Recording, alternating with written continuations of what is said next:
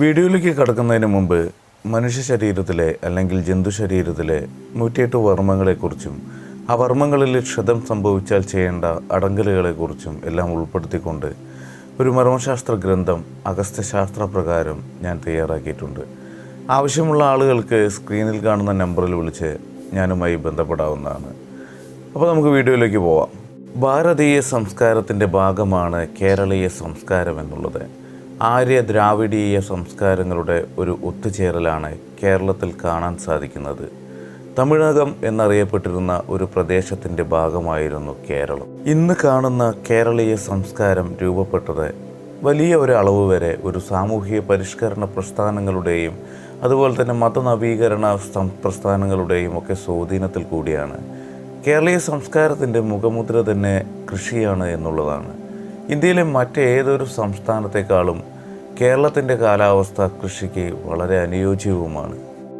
ഏതാണ്ട് ശിലായുഗത്തിന് മുൻപ് കേരളം എന്ന് പറയുന്നത് വനങ്ങളാൽ രൂപപ്പെട്ടിട്ടുള്ള അല്ലെങ്കിൽ മൂടപ്പെട്ടിട്ടുള്ള പ്രദേശമായിരുന്നു. ലോഹയുഗത്തിൻ്റെ ആരംഭത്തോടു കൂടിയാണ് കേരളത്തിൽ ചെറിയ തോതിൽ കൃഷിരീതികൾ ആരംഭിച്ചത് തന്നെ. അവ തന്നെ നിലനിൽപ്പിന് വേണ്ടി മാത്രമുള്ളതായിരുന്നു.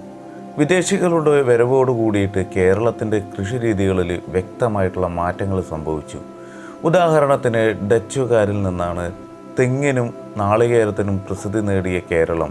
തെങ്ങ് കൃഷിയുടെ ശാസ്ത്രീയ വശങ്ങൾ പഠിച്ചത് തന്നെ ഡച്ചുകാരിൽ നിന്നാണ്. കൂടാതെ ഇന്ന് കേരള സമ്പദ് വ്യവസ്ഥയിൽ വലിയൊരു പങ്കും സംഭാവന നൽകുന്ന കയർ മേഖലയെ ഇന്ന് കാണുന്ന രീതിയിൽ വികസിപ്പിച്ചത് ഡച്ചുകാരാണ്. പോർച്ചുഗീസുകാർ കേരള കാർഷിക മേഖലയെ ഒന്നടങ്കം പുനരുദ്ധരിക്കാൻ ശ്രമിക്കുകയുണ്ടായി. അതിൻ്റെ ഫലമായിട്ട് നമുക്ക് പലതും നേടാനും സാധിച്ചു എന്നുള്ളതാണ്. എങ്കിലും കൂടി കോളനി വാഴിച്ച കേരളത്തിൻ്റെ കാർഷിക മേഖലയെ ധാരാളം ചൂഷണം ചെയ്തിട്ടുണ്ട്. എന്നിരുന്നാലും അവർ നൽകിയിട്ടുള്ള പല കാർഷിക വിളകളും ഇന്നും നമ്മുടെ നാടിൻ്റെ സമ്പദ്ഘടനയുടെ നട്ടെല്ലായിട്ട് നിലനിൽക്കുന്നുമുണ്ട്. ഉദാഹരണത്തിന് കാപ്പി, തേയില, റബ്ബർ എന്നിവയൊക്കെയാണ് ഉദാഹരണമായി എടുത്തു പറയേണ്ടത്. എന്ന് വെച്ച് കേരളം ശരിക്കും പറഞ്ഞാൽ സുഗന്ധദ്രവ്യങ്ങൾക്ക് പേരുകേട്ട നാട് കൂടിയാണ്. കൃഷിയെ ആശ്രയിച്ചായിരുന്നു നമ്മുടെ നാടിൻ്റെ വ്യവസായ മേഖലയും നിലനിന്ന് പോയിരുന്നത്. ഇതിൽ തന്നെ കാർഷിക വിപ്ലവം അഥവാ ഹരിത വിപ്ലവം എന്ന് പറയുന്നത് 1940, 1960 കാലഘട്ടങ്ങളിൽ, പ്രധാനമായിട്ടും 1960കളിൽ ഇന്ത്യയൊട്ടാകെ നടപ്പാക്കിയ ഏതാനും കാർഷിക വികസന പദ്ധതികളാണ്. 1961 ഇന്ത്യ ഭക്ഷ്യക്ഷാമത്തിൻ്റെ പിടിയിൽ അകപ്പെടുകയുണ്ടായി.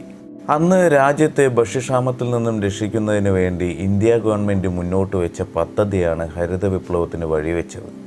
അന്ന് ഇന്ത്യയും international maize and wheat improvement സെൻറ്ററും ചേർന്ന് ഇന്ത്യയിലേക്ക് വീറ്റ് എന്ന നെല്ലിനം ഇറക്കുമതി ചെയ്തു. എന്നിരുന്നാലും ഹരിത വിപ്ലവത്തിൻ്റെ നാഴികക്കല്ല് എന്ന് പറയുന്നത് രാസവളങ്ങളും കീടനാശിനികളുമായിരുന്നു. പുതിയ തരം വിത്തിനങ്ങൾ, കീടനാശിനികൾ, രാസവളങ്ങൾ ഇവയെല്ലാം കാർഷികോൽപാദനം വളരെ വർദ്ധിപ്പിച്ചു എന്ന് വേണം പറയാൻ. കൂടാതെ കാർഷിക വിദ്യയിൽ ഉണ്ടായിട്ടുള്ള മാറ്റങ്ങൾ പുതിയ യന്ത്രങ്ങൾ കൊണ്ടുവരുന്നതിനും ഒക്കെ കാരണമായി എന്നുള്ളതാണ്. അങ്ങനെ ഇതിൻ്റെ ഭാഗമായിട്ട് മറ്റേതൊരു സംസ്ഥാനത്തെ പോലെയും കേരളത്തെയും ഈ മാറ്റങ്ങൾ ബാധിച്ചു എന്നുള്ളതാണ്. കാർഷികോൽപാദനം വർദ്ധിപ്പിച്ചു, ഭക്ഷ്യക്ഷാമം കുറഞ്ഞു, ഭക്ഷണ രീതികൾ മാറി, ആരോഗ്യപ്രദമായി കാര്യങ്ങൾ, ആരോഗ്യം വർദ്ധിച്ചു, സമ്പദ്ഘടന വളർന്നു, നാടിൻ്റെ ജീവിത ആരോഗ്യം പൂർണ്ണമായി. എന്നാൽ പുതിയ ആരോഗ്യ പ്രശ്നങ്ങളും പാരിസ്ഥിതിക പ്രശ്നങ്ങളും ഉയർന്നു വന്നുകൊണ്ടിരുന്നു. ഈ പറഞ്ഞ എല്ലാം തന്നെ നമ്മുടെ കേരളത്തെയും ബാധിച്ച പ്രശ്നങ്ങളായിരുന്നു.